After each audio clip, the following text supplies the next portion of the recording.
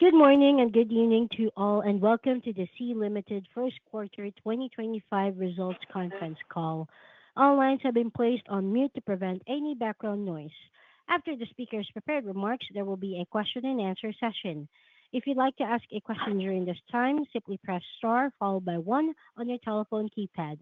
If you would like to withdraw your question, press star and one again. For operator assistance, please press star and zero. And finally, I would like to advise all participants that this call is being recorded. Thank you. I'd now like to welcome Mr. Elson Choi to begin the conference. Please go ahead. Hello everyone and welcome to Sea's 2025 First Quarter Earnings Conference Call. I'm Elson from Sea's Investor Relations team. On this call, we may make forward-looking statements which are inherently subject to risk and uncertainties and may not be realized in the future for various reasons as stated in our press release. Also, this call includes the discussion of certain non-GAAP financial measures such as adjusted EBITDA. We believe these measures can enhance our investors' understanding of the actual cash flows of our major businesses when used as a complement to our GAAP disclosures. For a discussion of the use of non-GAAP financial measures and reconciliation with the closest GAAP measures, please refer to the section on non-GAAP financial measures in our press release. I have with me Sea's Chairman and Chief Executive Officer, Forrest Li, President, Chris Feng, and Chief Financial Officer, Tony Hou.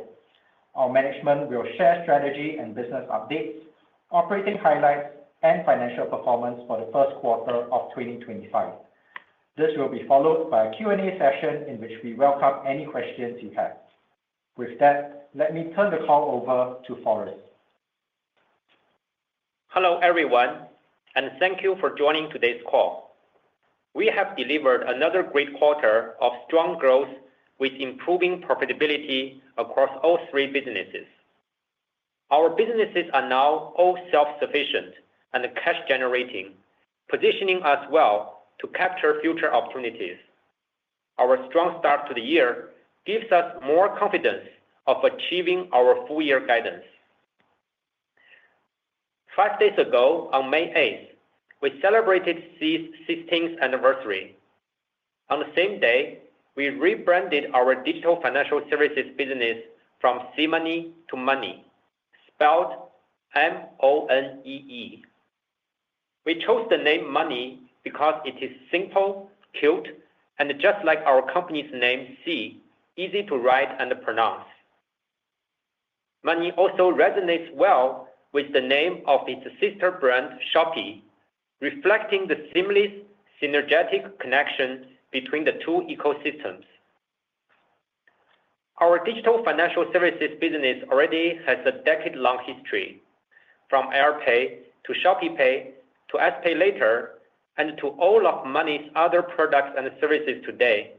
We create solutions that are simple, accessible, and inclusive. We use technology to enable all our communities to join the digital economy and manage their money more easily. We remain grounded in these principles as we move forward. Today, Money is already one of the largest unsecured consumer lending businesses in Southeast Asia, and I believe we are only at the start of realizing its full potential. We have expanded beyond Southeast Asia to Brazil, and we are moving beyond payments and credits to every aspect of people's lives relating to money, such as banking, investment, and insurance. When we help people achieve their financial goals, it can be life-changing, not just for them today, but for their children and grandchildren as well. We are excited and committed to creating financial freedom and empowerment for consumers and small businesses with technology, both for this generation and the generations to come. With that, let me take you through each business's performance. Starting with e-commerce. Shopee has delivered a record high GMV and gross order volume in the first quarter. We sustained market leadership with improved profitability across both Asia and Brazil. Unit economics improved, largely driven by our continued scale expansion, cost optimization, and enhanced monetization, especially from advertising. Ad revenue grew by more than 50% year-on-year in the first quarter.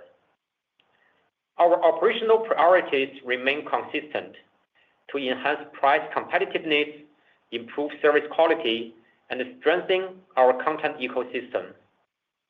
Our strong execution of these priorities has continued to make Shopee competitive and differentiated. On price competitiveness, our diverse product range and competitive pricing continue to resonate well with buyers. Our ability to deliver a clear price advantage over our peers comes from our closer collaboration with sellers and a deeper integration with upstream suppliers. In Qualtrics survey, we continue to rank as best in market across Asia and Brazil for offering good product prices. This has done a lot to build our brand share of being the most price competitive e-commerce platform in our markets. In the first quarter, our average monthly active buyers on Shopee grew by over 15% year-on-year. On service quality, logistics continue to be integral to our ability to deliver better and more reliable service to our customers. We further strengthened this value proposition in the quarter with both cost reduction and service quality improvement. In the first quarter, we reduced the Shopee's overall logistics cost per order by 6% in Asia and 21% in Brazil year-on-year, while continuing to improve delivery times and expand network coverage. These efficiencies enable us to pass on greater savings to buyers while providing a seamless and reliable shopping experience. In addition to these broad measures, we constantly explore and pilot new initiatives delivering value targeted at specific customer needs. For example, in some of Indonesia's major cities, we offer an instant delivery option that delivers orders in just a few hours. In the first quarter, we also piloted a Shopee VIP membership program in Indonesia to better serve our most loyal users. This paid membership program includes benefits such as unlimited free shipping, upsized discount vouchers, and priority customer service. Adoption has been encouraging, with more than 1 million users subscribing as of the end of March. Members purchased more than 3 times as frequently and spend more than 4 times as much as regular buyers. These are just some examples of how we continue to experiment with value-adding features to strengthen buyer engagement and stickiness. We also continue to improve service quality to our sellers by empowering them with intelligent tools and optimized ad tech solutions. For example, we introduced Shopee AI Assistant to help sellers handle routine customer queries, making their daily operations on Shopee more effortless. Our upgraded ad tech product called GMV Max has also made it easier for sellers to launch campaigns, reach the right audience, and maximize their returns. In the first quarter, the number of sellers who spend on our ad products increased by 22%, and average ad spend increased by 28% year-on-year. We continue to make good progress with our content ecosystem, and it is playing an increasingly important role in driving buyer engagement and conversion. In Southeast Asia, content-driven orders, including those from live streaming and short videos, accounted for about 1/5 of our total physical goods order volume in the first quarter. Unit economics also continued to improve, supported by growing scale, larger average basket size, better marketing efficiency, and higher adoption of Shopee Live ads. We are also seeing strong traction from our partnership with YouTube, which we have expanded to all 6 of our Southeast Asian markets. As of March, over 4 million YouTube videos had Shopee product links embedded, and average daily orders attributed to YouTube content continue to rise steadily. This partnership has strengthened our relationship with creators who can now more easily monetize their engagement, while also allowing our sellers to tap on the high-traffic YouTube platform for sales. Beyond Asia, Brazil continues to show encouraging results.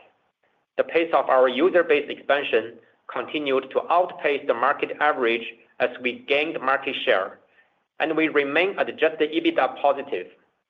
This was driven by our strong execution. We expanded to serve more underserved market segments, onboarded more sellers, diversified into higher ticket size product categories, and improved delivery speed while maintaining our logistics cost advantage. Looking ahead, we see plenty of runway for further growth in Brazil, and we remain committed to capturing the long-term opportunities in this market. In summary, Shopee has started 2025 on very strong footing, delivering high growth while improving profitability across our markets. With solid first quarter results, we remain confident of achieving our full-year GMV growth guidance of 20% with improving profitability. Next, turning to digital financial services. In the first quarter, Money delivered another strong set of results, with both revenue and adjusted EBITDA growing more than 50% year-on-year. This growth was delivered while maintaining stable asset quality, reflecting our continued commitment to prudent risk management. In the first quarter, our loan book grew by over 75% year-on-year to reach $5.8 billion, mainly driven by the healthy expansion of our user base. In the first quarter, we added over 4 million first-time borrowers, and we see new user cohorts continuing to generate positive profit over time as we scale. By the end of the quarter, active users for our consumer and SME loan products exceeded 28 million, representing more than 50% growth year-on-year. At the same time, our overall portfolio quality remains healthy, with our 90-day NPL ratio staying relatively stable at 1.1%. Risk management remains our top priority. We take a proactive and dynamic approach to credit risk management, leveraging live insights from our ecosystem and closely tracking repayment trends across user cohorts. Our deep roots in local markets serving a massive user base gives us the unique advantage of first-hand data, letting us evaluate market conditions in real time. With short loan tenures of typically 3 to 6 months, we can adjust underwriting thresholds, credit limits, and pricing parameters quickly in response to macroeconomic changes. In the first quarter, we made good progress across various markets. In Thailand and Malaysia, SPayLater's campaigns with Shopee effectively drove new user acquisition and further increased penetration on Shopee. By the end of March, Thailand's loan book surpassed $1 billion.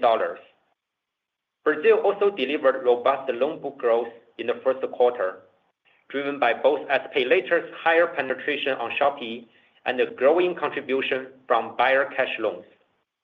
Such strong growth across different markets diversifies our overall loan book and reduces our exposure to any single market's economic cycle, giving us a more stable and resilient loan portfolio. We also continue to roll out new products and strengthen our underwriting capabilities, enabling us to serve a wider range of users across different risk profiles and credit needs. For example, in the first quarter, we saw strong growth from credit products with lower interest rates, higher credit limits, and longer tenures in markets such as Indonesia and Malaysia. These products are helping us attract more higher-income users who may be more selective in their adoption of credit products. Having a larger cohort of premium users gives us significant cross-selling opportunities and higher customer lifetime value. Taken together, as we continue to grow our credit penetration in more markets, serving more users, we are cautiously constructing a loan portfolio with better diversification across markets and user segments. This lets us maintain good asset quality, which benefits our long-term growth and profitability. While the Shopee ecosystem remains an effective funnel for user acquisition and underwriting insights, Money is steadily expanding its reach beyond Shopee. In Malaysia, off-Shopee usage of SPayLater has grown meaningfully by leveraging ShopeePay's merchant network and through targeted marketing campaigns that strengthen consumer mindshare of our credit products. Off-Shopee SPayLater loans now account for over 10% of our total loan book in Malaysia. We are seeing healthy repayment behavior with off-Shopee SPayLater loans, and the unique economics continue to improve. In Indonesia, off-Shopee growth has also been boosted by the standalone ShopeePay financial services app, which has surpassed 30 million downloads as of March. The app supports everyday payments beyond the Shopee platform. It seamlessly integrates SPayLater functionality to enable the use of credit for off-Shopee purchase. We continue to enhance the app with new features to drive user engagement and position it as a central hub for daily financial activities. This lays a strong foundation for cross-selling a broader suite of financial products and services in the future. In summary, Money is on the right track to continue delivering strong loan book growth while maintaining sound credit quality, and we are confident of achieving our full-year guidance. As we scale, we remain focused on risk management as a top priority. Given our unique business model and the strong support we have from our Shopee ecosystem, we are confident that we can grow Money in a way that is resilient to credit cycles and profitable into the long term. Next, turning to digital entertainment. Garena had a stellar start to 2025 with its best quarter since 2021. In the first quarter, Garena's total bookings grew 51% and adjusted EBITDA grew 57% year-on-year. In addition to Free Fire, our other games such as Arena of Valor, EA Sports FC Online, and Call of Duty Mobile have also had a good start in the first quarter, giving Garena a strong growth outlook for the year. In January, we launched a Free Fire collaboration with Naruto Shippuden. This was our biggest ever anime IP collaboration to date.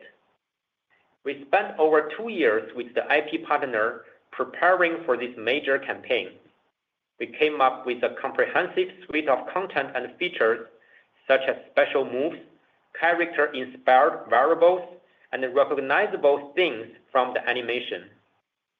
Our development team put a lot of effort into upgrading our character models to introduce the intricate finger movements and hand signs that are iconic to the anime. This went a long way to bringing authenticity and the sensation of the anime into Free Fire. The Naruto campaign was a resounding success, with extremely positive feedback from our gamer communities around the world. Official video impressions gathered over 300 million views since the launch of the campaign, and the player feedback made it clear. The Naruto campaign stands out as the highest-rated collaboration Free Fire has ever done. The collaboration's strong social phenomenon allowed Free Fire to not only capture new users, but also reactivate churned players. Thanks to the huge success of the collaboration, Free Fire's average DAU in the first quarter was close to its peak quarterly average DAU during the pandemic. This further reinforced Free Fire's position as the world's largest mobile game by average DAU and downloads, according to Sensor Tower. Beyond the Naruto campaign, Our focus on hyper-local content continues to drive strong user engagement by connecting with players through their culture and daily life. In the first quarter, Free Fire celebrated Ramadan through specifically designed in-game missions in Indonesia, allowing players to contribute real-world donations of clothing and food, turning the gameplay into a shared act of generosity during the holy month. This resonated very positively with our gamer community. In Arena of Valor, we brought community spirit to life by organizing offline floaters in Taiwan during the culturally significant Madu pilgrimage, and lighting blessing candles at temples on behalf of users during Lunar New Year. The responses to these events on social media have been overwhelmingly positive. These initiatives show how our local teams proactively transform our games into platforms where culture relevance meets social impact. Beyond our existing games, we are growing our portfolio to deepen our capabilities and scale our market presence. In April, we published Delta Force Mobile, a first-person tactical shooting game across markets in Southeast Asia, MENA, and Latin America. Since launch, the game has seen good traction with over 10 million downloads. We have also started pre-registration for Free City, a self-developed open-world adventure game, and will launch it in phases beginning in May. We are confident that these new launches will deepen user engagement with our gamer community across our markets. In summary, Garena had a very strong start to the year. We will continue to drive Free Fire's popularity and longevity and expand our game portfolio for overall sustained growth. We remain confident of delivering our guidance of double-digit growth for Garena's user base and bookings in 2025. In closing, we are very happy with this strong start to 2025. All three of our businesses have shown strong growth and improving profitability. We remain committed to executing well and driving greater efficiency. We look forward to delivering a strong 2025 and beyond. Thank you, as always, for your support. With that, I invite Tony to discuss our financials. Thank you, Forrest, and thanks to everyone for joining the call. For Sea overall, total GAAP revenue increased 30% year-on-year to $4.8 billion in the first quarter of 2025. This was primarily driven by GMV growth of our e-commerce business and the growth of our digital financial services business. Our total adjusted EBITDA was $947 million in the first quarter of 2025, compared to an adjusted EBITDA of $401 million in the first quarter of 2024. On e-commerce, Shopee's gross orders grew 20% year-on-year to $3.1 billion in the first quarter of 2025, and GMV increased by 22% year-on-year to $28.6 billion in the first quarter of 2025. Our first quarter GAAP revenue of $3.5 billion included GAAP marketplace revenue of $3.1 billion, up 29% year-on-year, and GAAP product revenue of $0.4 billion. Within GAAP marketplace revenue, core marketplace revenue, mainly consisting of transaction-based fees and advertising revenues, was $2.4 billion, up 39% year-on-year. Value-added services revenue, mainly consisting of revenues related to logistics services, was $0.8 billion, up 4% year-on-year. E-commerce adjusted EBITDA was $264 million in the first quarter of 2025, compared to an adjusted EBITDA loss of $22 million in the first quarter of 2024. Digital financial services GAAP revenue was up by 58% year-on-year to $787 million. Adjusted EBITDA was up by 62% year-on-year to $241 million. As of the end of March, our consumer and SME loans principal outstanding reached $5.8 billion, up over 75% year-on-year. This consists of $4.9 billion on-book and $0.9 billion off-book loans principal outstanding. Non-performing loans past due by more than 90 days as a percentage of total consumer and SME loans was 1.1% at the end of the quarter. Digital entertainment bookings were $775 million in the first quarter, up 51% year-on-year. GAAP revenue was $496 million. Adjusted EBITDA was $458 million. Returning to our consolidated numbers, we recognized a net non-operating income of $89 million in the first quarter of 2025, compared to a net non-operating loss of $18 million in the first quarter of 2024. We had a net income tax expense of $136 million in the first quarter of 2025, compared to net income tax expense of $79 million in the first quarter of 2024. As a result, net income was $411 million in the first quarter of 2025, as compared to a net loss of $23 million in the first quarter of 2024. Thank you, Forrest and Tony. We are now ready to open the call to questions. Operator? Thank you. We are now opening the floor for question and answer session. If you would like to ask a question during this time, simply press star followed by 1 on your telephone keypad. If you would like to withdraw your question, please press star and number 1 again. In the interest of time, we will take a maximum of 2 questions at a time from each caller. If you wish to ask for more questions, please request to join the question queue again after your first question has been addressed. At this time, we will pause for a brief moment to wait for the questions to come in.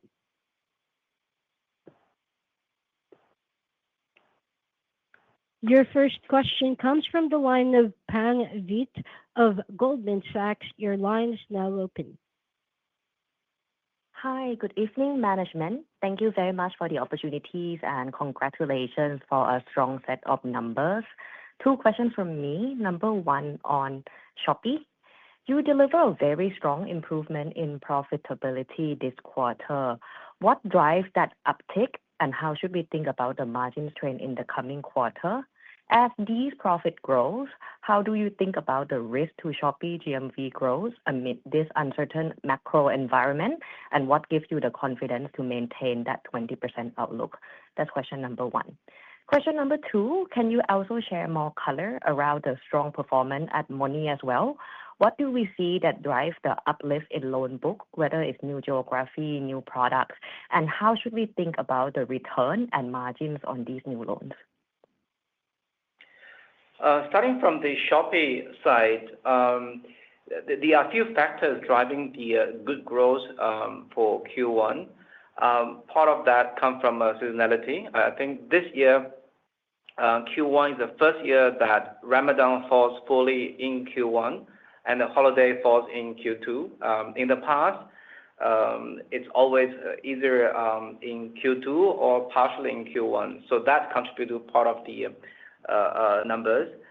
Second one is we do improve take rates over time. I think as we shared in the opening that if you look at the ad take rate, we grow 50 basis points from last year. So that helps on our take rate side. The other side of that is we also optimize our costs over time. Our shipping costs, for example, has dropping meaningfully from last year. We also optimize our sales and marketing over time as well.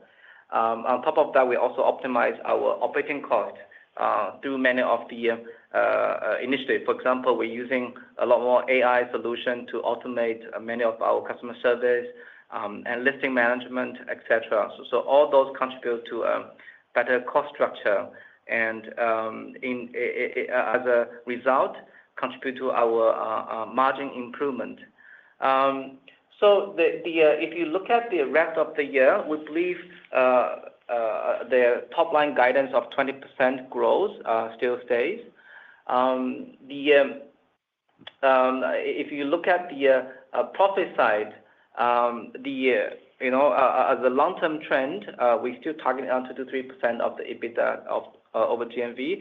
Of course, in the short term, we're not squeezing our ecosystem as much as possible. We're still focused very much on the growth side to make sure that we have a good growth while improving the EBITDA over time. Although if you look at quarter-over-quarter, there might be some seasonalities, as I shared just now. From the macro perspective, we have not seen a material impact to our Shopee growth from the macro side. I think part of that is because we are very much a local marketplace. Our cross-border business has been a relatively small percentage of our entire businesses. So the cross-border trade impact from any aspect will not impact our overall business materially. And also, if you look at our businesses, we are very much price-driven. In a way, we are a price-leading platform in our market. So if any users who would like to seek any alternative for their purchase for a lower price element, typically they will come to us. Given the low penetration of the e-commerce in most of our market, this will potentially help us to advance the e-commerce penetration while our user looking for a cheaper alternative versus their other channels.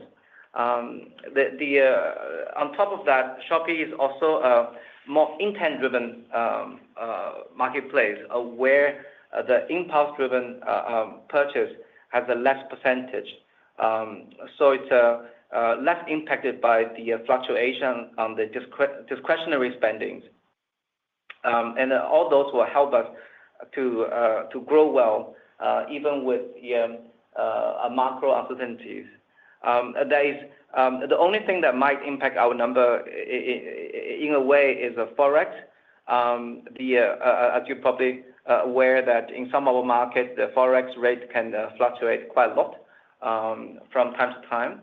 So I think we are still okay right now if you look at the number, but we'll monitor it closely on the Forex side. But again, that shouldn't impact our operation too much in our local market because we are very much a local marketplace rather than depends on the cross-border trading.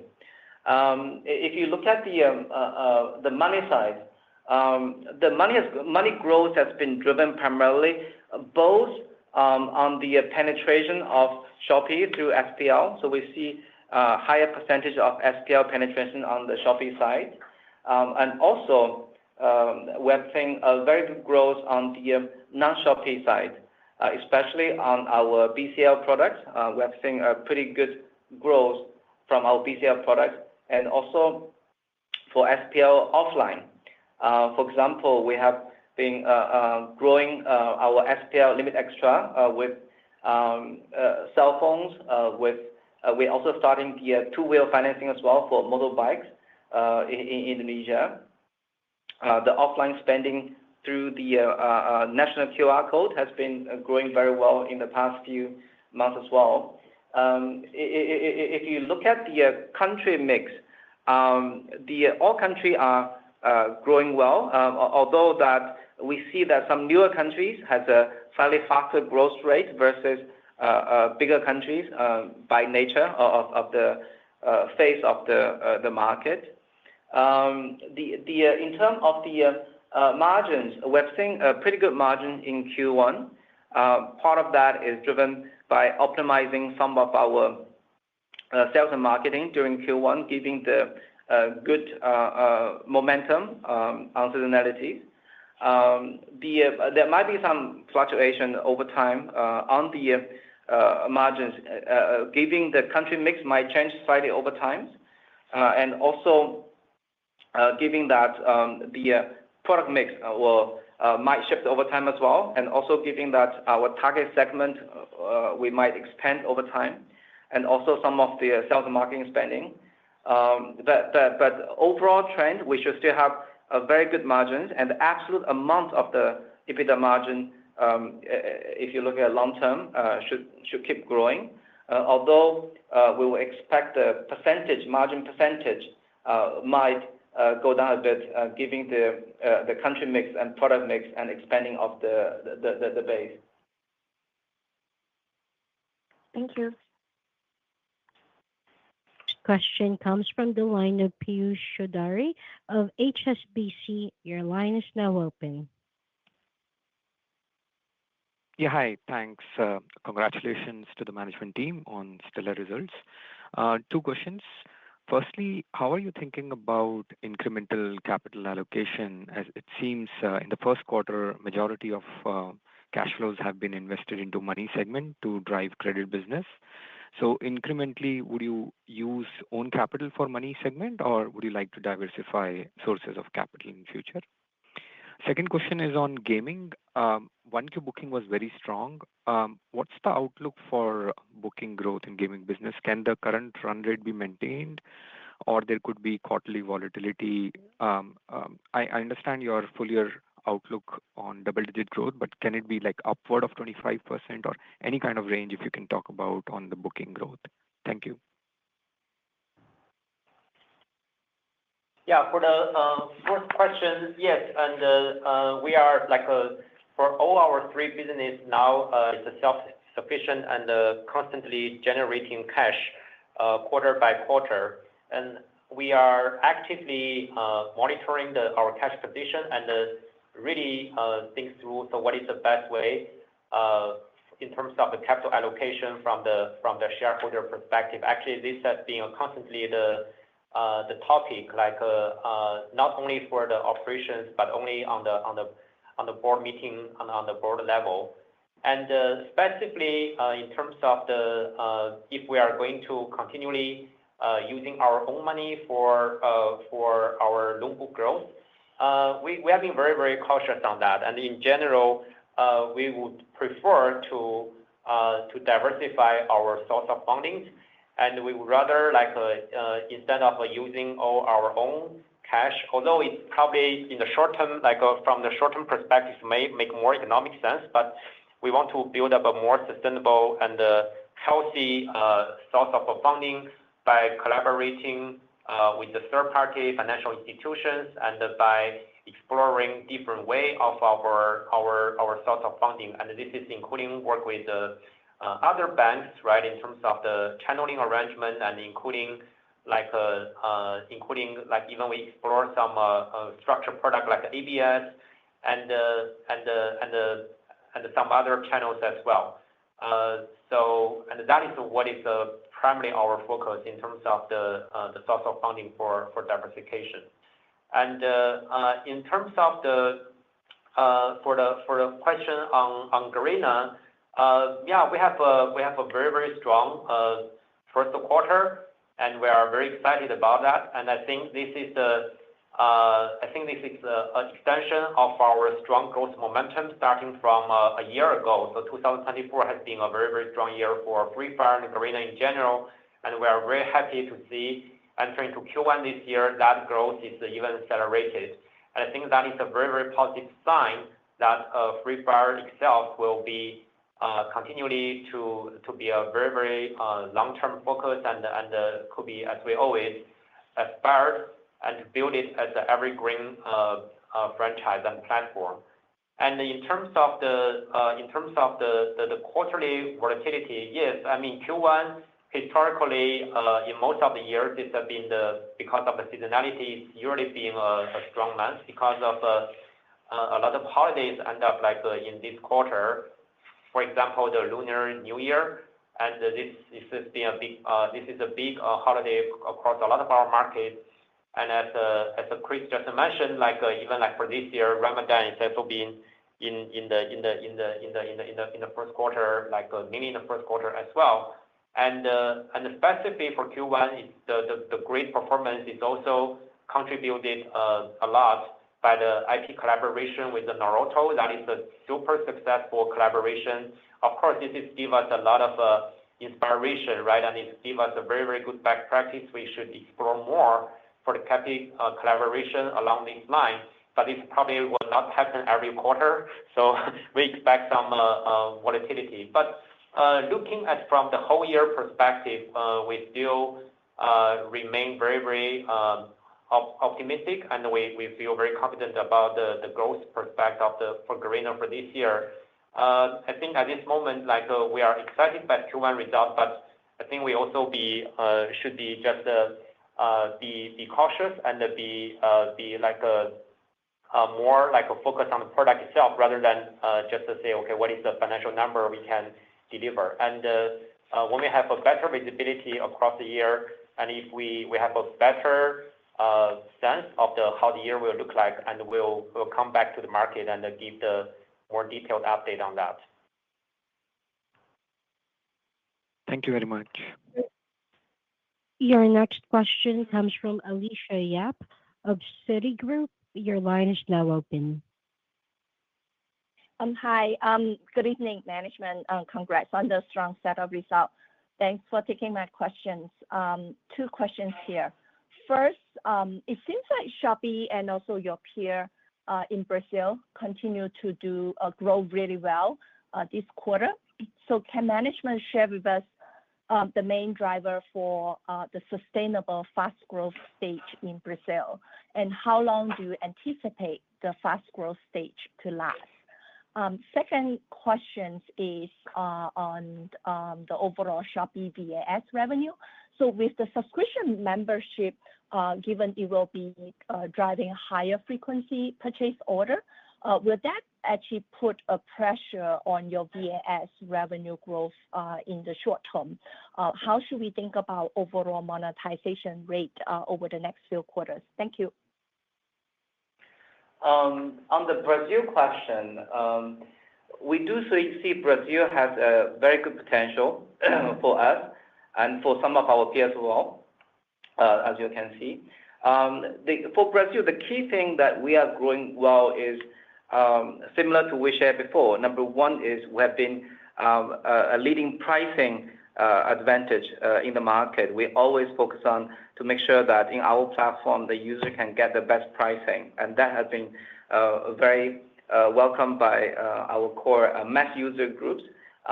Second one is we've been working a lot on our infrastructure, especially on the SPX logistics, not only lowering down the cost, but we also shorten our delivery time quite a lot over the time.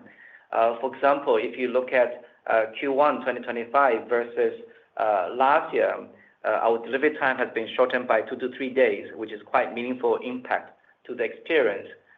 We also have a same-day delivery in Sao Paulo as well, which helps us to penetrate better in the cities. We're also starting fulfillment services for some sellers. We just started, but we're seeing very good feedback from our sellers. And all this essentially help us to serve our user better with the better pricing, with the better service and logistics, with the lower shipping cost. I think that's kind of what drives our Brazil growth. We will foresee that if we can continue to improve on those aspects, we will still be able to grow the market, given the penetration of e-commerce in Brazil is still relatively low, even compared to our South Asia market. We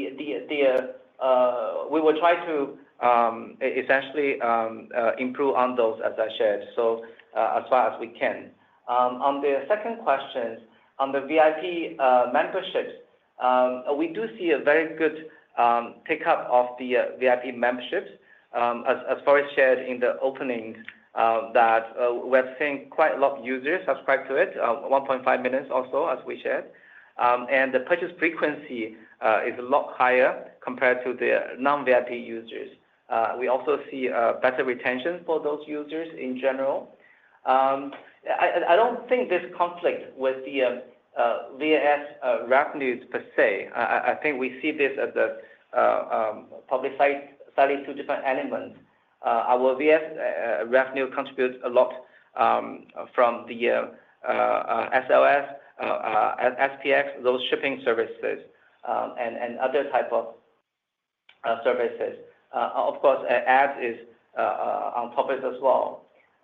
So if you look at the overall monetizations, the commission side of the monetization, we will probably not increase as much as you have seen last year, but there might be still some potentials. We will adjust in different markets based on the feedback from the sellers. We have not seen any negative feedback from the seller yet in terms of the commission side. So we'll monitor very closely based on seller feedback and also the pricing in our marketplace to adjust on the commission side. But on the ad side, as we shared a few times, we still see there are meaningful potential for us to increase the ad take rate through both optimizing our efficiencies on the ad placement in our marketplace and also the seller adoptions. To increase seller adoptions, we both make it easier for seller to invest in our ad, but also make the efficient the return of investment better for the sellers. So by doing all this, this will help us to increase the ad take rate. If you compare where we are right now versus the other marketplace similar to us, we still have meaningful room there. So that will help us in general on the monetization side. Your next question comes from the line of Divya Kothiak of Morgan Stanley. Your line is now open. Thank you very much. Two questions from me. The first one on e-commerce's competitive landscape. Could you please comment on how you're seeing the competitive landscape in ASEAN and Brazil, and how does that tie into the margin expansion that we're seeing? And specifically on Brazil, if you could comment on the launch of TikTok Shop and how we are planning to showcase Shopee Live there. What's your initial sense on the likelihood of live streaming becoming big in Brazil as it did in ASEAN, and what would our strategy would be versus TikTok? So that's the first question. And my second question is, again on fintech, specifically in Brazil. Could you give us some sense on how big Brazil is now relative to GMV there? How big is it as part of the loan book? What are the differences in the returns margin profile that you see for Brazil versus your ASEAN markets? And how differently do we need to manage asset quality there given these differences? Thanks. On the competitive landscapes, in general, we're seeing a relatively stable competitive landscapes. I mean, there's always fluctuation here and there, but largely, strategically, we didn't see a big movement on that. And I think our margin improvement largely come from, as I shared earlier, better ad take rate, better cost structure, and just better operations from our side. So we will probably don't see any big impact from that front in our market, both in ASEAN and Brazil. I think, as you rightly point out, TikTok Shop launched in Brazil actually just a few days ago. We will closely monitor the development. I think the core for us in Brazil is we would like to make sure that we have a good pricing, we have a good infrastructure to deliver lower cost and better experience. And we believe those things, if we do it well, we can continue to grow, as I shared in the last comment. The Shopee Live has been available in Brazil for quite a while, although the ecosystem development of entire Brazil for live stream is still in early stage. Actually, not only us, as you can probably see that Melly also has live streaming features here and there, and also the other social media platforms also have live streaming features. So it's not completely new to the market, but although the overall development of the live stream ecosystem in the market is still in the early stage. So we will monitor it quite closely. If you compare to Asia, the live streaming behavior, as we see right now, is probably not as prominent as we have seen in the Asia market. But again, just like what we did in Asia, if we see there is a good trend of ecosystem development, we have the capability, we have the experience, we have the technology to capture it where we need it. On the fintech side, as you probably know, Brazil is a country we launched it much later compared to Asia market. So we have seen a very good growth on the penetration of SPL on Shopee GMVs. Although the absolute amount is still much lower than where Asia is, which shows there's a much larger potential in the coming quarter to grow in Brazil as well. If you look at the overall margins, if you look at the EBITDA margins, it's somewhere sort of in the middle among our market. It's probably the better, higher than some of the market, but lower than the other market. So somewhere in the middle. The difference is in Brazil, the interest rate is in general a bit higher. It's a high interest market. And the high interest are able to cover slightly higher risk as well in the market. Just the nature of the market rather than anything we did very differently. We have been quite well profitable in the market since quite a while ago.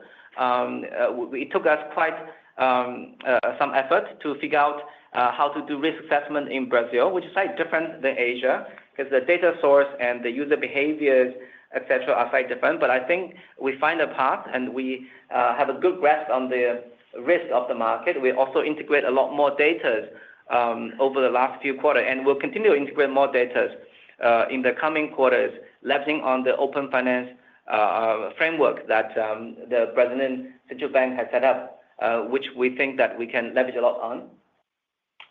So in general, Brazil, we believe that is a good market for us, and there is quite a good potential for us in the coming months and years.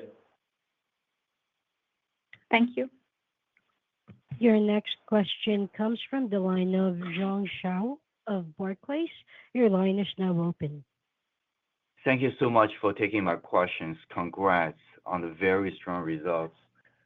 My first question is on your Shopee EBITDA margin as percentage of GMV. You have made a lot of progress, very impressive progress last couple of quarters. Now it's a bit over 0.9%. I think you have said before your long-term target is 2 to 3%. I was hoping you can comment on the sort of a timing to achieve that target. And that target, I mean, it's a bit lower than some of your peers in other parts of the world. Do you think there could be other or potential upside to that target? A second question is on your spending. The take rate for VAS came down a little bit sequentially. Was that because the shipping subsidies? Have you made a sort of decision tweaking in how you spend your money, sales marketing vis-a-vis shipping subsidies? Is that sort of seasonal in Q1, or is that sort of a strategic decision you made for this year or in the foreseeable future? Thank you so much. Yes, I think on the EBITDA margins, I think as we shared before, I think the 2 to 3%, we think that's a meaningful range we can look at. Although if the market is right and if the growth is well, it could be better than that. And I think we are not constrained by the range that we shared. I guess that's what I'm trying to say. As you rightly pointed out, the other global peers has a higher range, and I think that's a good aspiration for us to look at.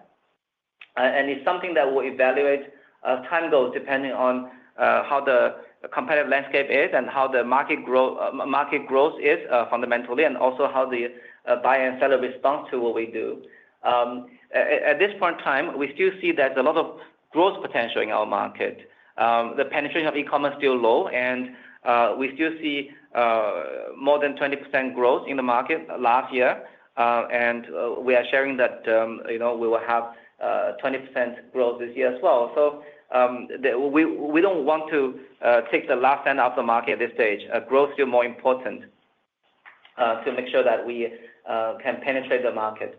On the spending side, the take rate, as you can see on the revenue side, is more driven by the GAAP accounting, as you probably guessed it. If you look at our absolute take rate in the GAAP terms, it will subtract out the subsidy that we give out. And it's true that in Q1 we have more shipping subsidies that cancel out the number a bit more. So if you take that out, our take rate should be increasing rather than decreasing. We do see shipping subsidy as a good ways of driving the user growth, and a part of that is because we do have a cost advantage on our SPX side. We dynamically adjust on how do we deploy different type of subsidies, either it's shipping or it's other forms, it's a more dynamic process, and we do this test every day, every week, based on the response of the market. We'll adjust for it. So directionally, we do believe that shipping subsidy is a useful, effective, as we're showing in Q1, but it's not something we set on stone, and we will measure this based on the testing results, and and we do it very dynamically when we operate the businesses. Your next question comes from the line of Choi of Daiwa. Your line is now open. Thanks for taking my question, and congratulations on a strong set of results. I got two questions. First of all, on Money, your new other fintech business, I think we're talking about driving off Shopee growth. Could you kind of comment what kind of investments are required here, given that there will be much more investments compared to your previous Shopee platform, and how this will impact our current EBITDA margin going forward? That's my first question. The second question is related to the AI investments, and also how are you deploying this AI? What kind of investments have you been doing, and what's the plan?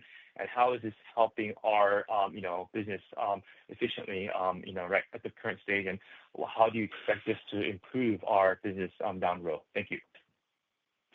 If you look at the off Shopee growth, there are a few types. I think the first type is the cash loans.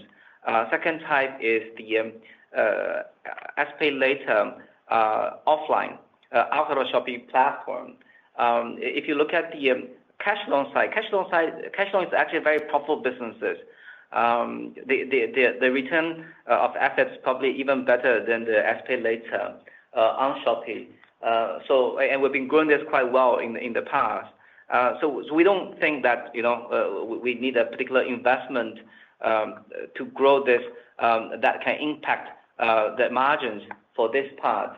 For the SPay later off Shopee, for example, the scanning national QR code or specific type of categories for cell phones or for motorcycles, the investment is very much on the teams that we have to build to deploy these services. And we have been running this business in a very prudent approach. So we've been trying to make sure that for all the services that we roll out, in general, we have a positive return rather than requires a big investment upfront. Given the nature of our businesses, the way we run this is rather than you launch a new product and you try to do a big marketing, you try to attract a lot of new customers for that particular product. We first always leverage on our existing user base, especially the user base we have been built through our SPay later. So we target the new product to the existing user base, which will help us to save on the marketing costs and also help us to manage the risk very well for any new product we launch, even for this off Shopee products. So by doing all those, typically we will have a positive return when we add a new product to our assortment. And the impact of EBITDA is less from the upfront investment, but more from, as I shared earlier, as time goes, there will be a country mix. There are certain country has a higher profit margin than others. And also when we expand to different segments, and this can be across all different products, that doesn't matter if it's on Shopee or off Shopee. For certain off Shopee products, it might have slightly lower margin by nature. For example, if you look at the big ticket items, like we talked about the motor loans, typically will have slightly lower margin versus the small ticket loans. If you look at a pure percentage of outstanding basis, but still, if you look at absolute terms, it will still bring us positive EBITDA as absolute terms. So it will be a good product to have if you think about the absolute returns. For the AI investment, we believe that AI will make a big change to our industries, both from consumer-facing side and also from our internal productivity improvement. I think we shared a little bit on this last time. As an example, one of the big improvement that we did is on our search recommendations and our ads. So we're deploying AI solution to help us to target our user a lot more efficient when users search on us and when people come to our app, so we can recommend more accurate products to them, and also help us to have better efficiency on the ads product. That's why we can improve the ad take rate over time. Another example is the AIGC production that we can help our seller to create for their product descriptions. We have been increasing the video coverage for our product description a lot over time, and part of that is driven by we are enabling the seller to create videos based on the images or based on some of the descriptions. And typically, for this investment, we always have a very clear ROI measurement. For any of the investment I shared before, whether we are spending our AI resources on better our ads, we're spending our AI resources on better the product descriptions. We measure the return of investment on this through our click-through rate, measure our investment through our conversion rate. And most of our investments so far, anything in meaningful size, has been positive return for any investment we did AI resources. Besides those consumer-facing, we are also investing quite a lot on improving our internal productivities. For example, that we're using AI to help our internal listing team to filter the product, our marketplace, a lot more efficient, so we can discover the counterfeit, the fraud, etc., in a lot cheaper way. And again, those for all those things we measure based on ROI as well for our AI investment versus the savings that we have, typically bring a positive return. And we still see there's a lot of application that we can do, both on both fronts. But again, we do this in a very prudent way. Thank you. This concludes our question and answer session. I would now like to turn the conference back to Mr. Elson Choi for any closing remarks. Thank you all for joining today's call. We look forward to speaking to all of you again next quarter. The conference has now concluded. Thank you for attending today's presentation. You may now disconnect.